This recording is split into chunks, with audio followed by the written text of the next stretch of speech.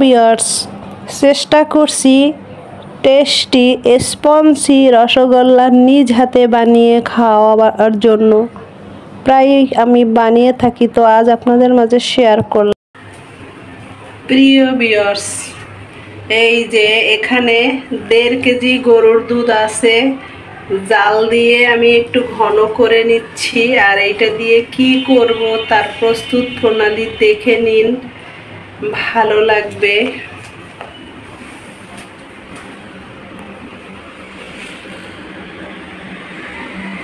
আসসালামু আলাইকুম প্রিয় viewers, welcome back to my kitchen থেকে আপনাদের মাঝে চলে আসছি। আজকে মজাদার একটা দুধ দিয়ে রেসিপি করব, দেখুন, আশা করি ভালো লাগবে।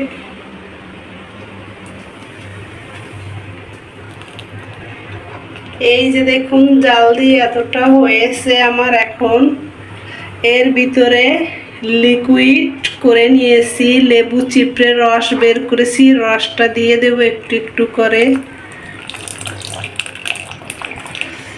এখন দেখে বুঝে গেছেন দুধে লেবু দেওয়া। এটা এখন ছানা কেটে নেব।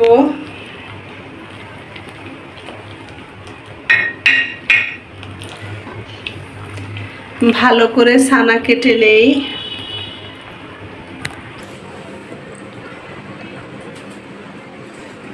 দুধ দিয়ে ছানা কেটে নেব, লেবু দিয়ে ছানা বের করে নেব। অনবরত করে নেড়ে নেড়ে নিচ্ছি। এই যে অলরেডি হয়ে গেছে ছানা, এই দেখুন অলরেডি ছানা হয়ে গেছে। আর একটু জাল দিয়ে নেব। ভিউয়ার্স, এই দেখুন ছানা পরিপূর্ণ উঠে গেছে।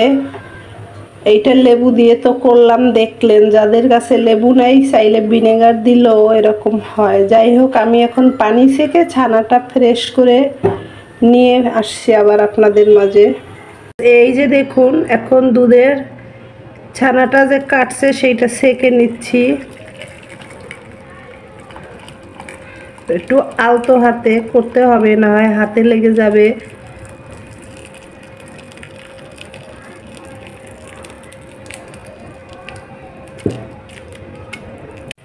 ছানা তো বের হয়ে গেল। এবার একটু ছানাটা ঠান্ডা পানি দিয়ে ধুয়ে নেই, না হয় লেবু দিয়েছি সেইটার টকটা থেকে যাবে।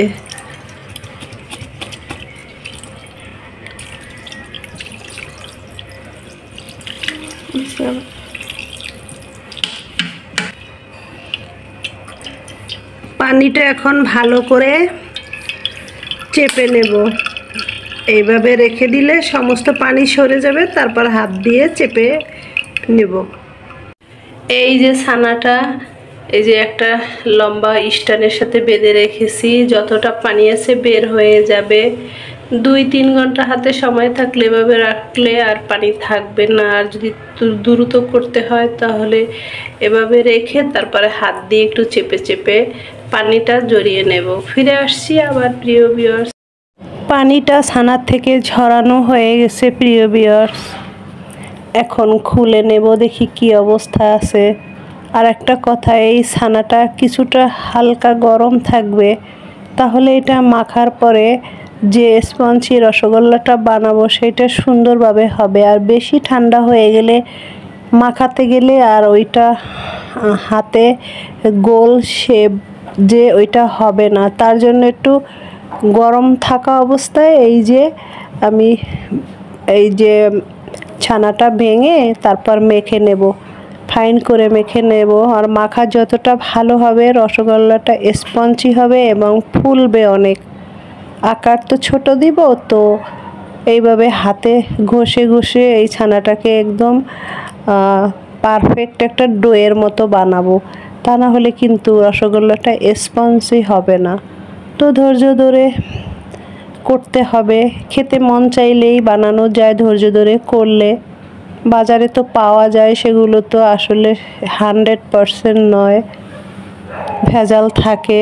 তো ছেলে মেয়ে বা বয়স্ক মা বাবা সোনামণি বাচ্চাদের এরকম বানিয়ে খাওয়ানো যায়, তৃপ্তি সহকারে খাওয়া যাবে। যাই হোক প্রিয় ভিউয়ার্স, এবারে আমি ভালো করে মেখে নিচ্ছি। আর রাতের বেলা এটা আমি খেতে মন চাইছে তাই বানিয়ে ফেললাম। আলো একটু কম আছে, রাতের আলোতে তো লাইটের আলোতে অতটা পরিষ্কার আসছে না, তো যাই হোক ক্ষমা করবেন দেখতে যদি অসুবিধা হয়। তো মাখানো হয়ে গেছে, এবারে আমি ছোট ছোট লিচি কেটে ওখান থেকে গোল গোল করে হাতে শেপ দেব। রসগোল্লা সাইজের, চাইলে গোল লম্বাটে চ্যাপ্টা যেমন ইচ্ছে করে বানানো যায়, নিজের ইচ্ছা মতো আর কি করে বানানো যায়। এই যে দেখুন হাতে নিয়ে করতেছি, গোল করার চেষ্টা করতেছি কিন্তু মাখানো হয় না। আর একটু মাখিয়ে তারপরে এই যে গোল করে বানিয়ে নিচ্ছি। দেখুন কতটা সুন্দর হয়েছে তাই না? এভাবে সবগুলো বানিয়ে নেব। এই যে হয়ে গেল বানানো। এখন চিনির শিরা করব। শিরার জন্য প্রথমে এতটুকু আমার পরিমাণ মতো সাদা ব্রাউন চিনি, 2 রকম চিনি দিয়েছি, সাদা আর ব্রাউন চিনি দুইটা দিয়ে তারপর পরিমাণ মতো পানি দিয়ে দিলাম, জাল দেব। আর একটা 2টা এলাচ দিয়ে জাল দেব, তাহলে সুগন্ধটা ভালো হবে। তো আমি নেড়ে চেড়ে দিচ্ছি অনবরত করে, আর মাঝারি চুলার জালে কিন্তু এটা করতে হবে, তাহলে ভালো হবে। শিরাটাও গলবে আর স্পঞ্জি রসগোল্লাটাও খুব ফাইন হবে। তো নেড়ে চেড়ে দিচ্ছি। এবারে সেই যে রসগোল্লা করে রেখেছি সেইটা দিয়ে দেব।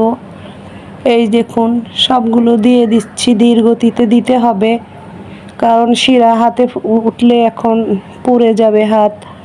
তো সবগুলো আমার প্রায় দেওয়া হয়ে গেছে। এবার নেড়ে চেড়ে ঢাকা দিয়ে দেব আর জাল দিব 4 থেকে 5 মিনিট।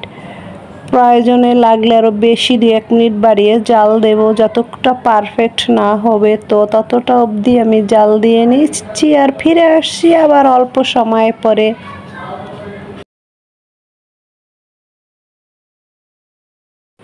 প্রিয় ভিউয়ার্স, এই দেখুন আমার স্পঞ্জি রসগোল্লা হয়ে গেছে। কতটা ফুলছে দেখুন।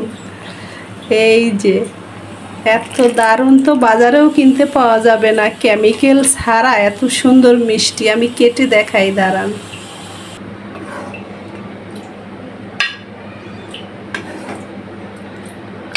খুবই সুস্বাদু এবং খুবই স্পঞ্জি হবে। এরকম করে একটু ধৈর্য ধরে বানালে খেতে মন চায়, কিন্তু কিনে খেলে সেইটা স্বাস্থ্যসম্মত হয় না। এই যে প্রিয় ভিউয়ার্স, এই যে প্রিয় ভিউয়ার্স দেখুন কত সুন্দর স্পঞ্জি রসগোল্লা হয়ে গেছে। একটু কেটে দেখাই, দেখুন।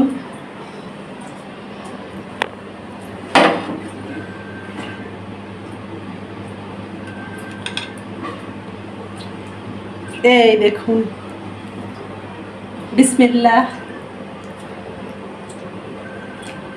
নিজে বানিয়েছি তাই বলে ভালো বলবো না এমন তো কথা নেই।